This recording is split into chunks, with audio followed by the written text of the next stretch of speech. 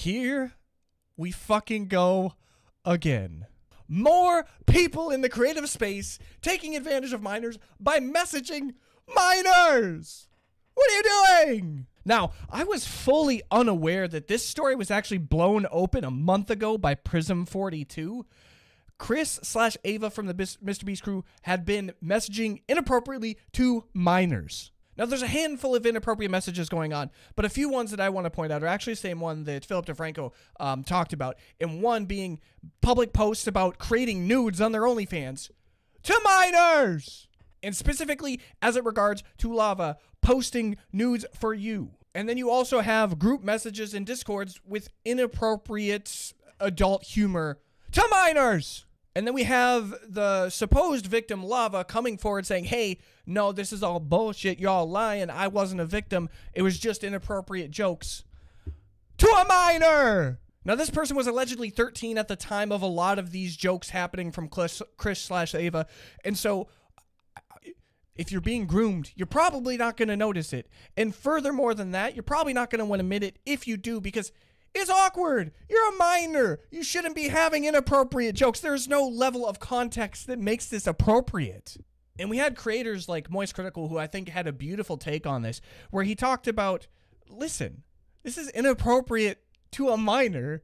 No level of context makes this okay. It doesn't matter whether it's a group event, a solo event, a private message. These are messages to a minor.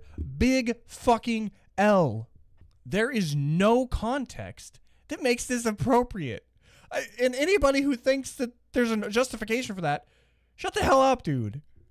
And then even furthermore, with the similarities in the Dr. Disrespect scenario, you have people arguing about whether, like FaZe Banks and Ray, arguing about public posts versus not public posts and confessions versus not confessions. They're messages to fucking minors. I don't give a shit if they're in a group chat, motherfuckers.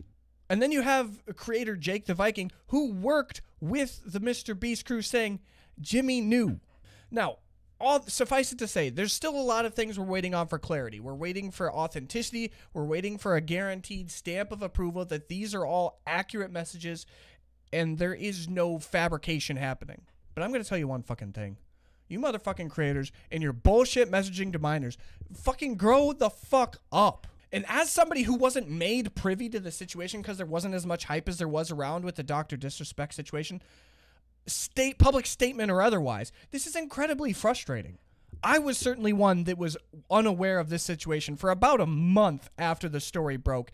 And it just, where is the same fervor about this situation as with the Dr. Disrespect situation? Now, granted, in the long scheme of things, if something was actually done inappropriate with minors, this should be taken to the authorities. No holds barred. I don't care.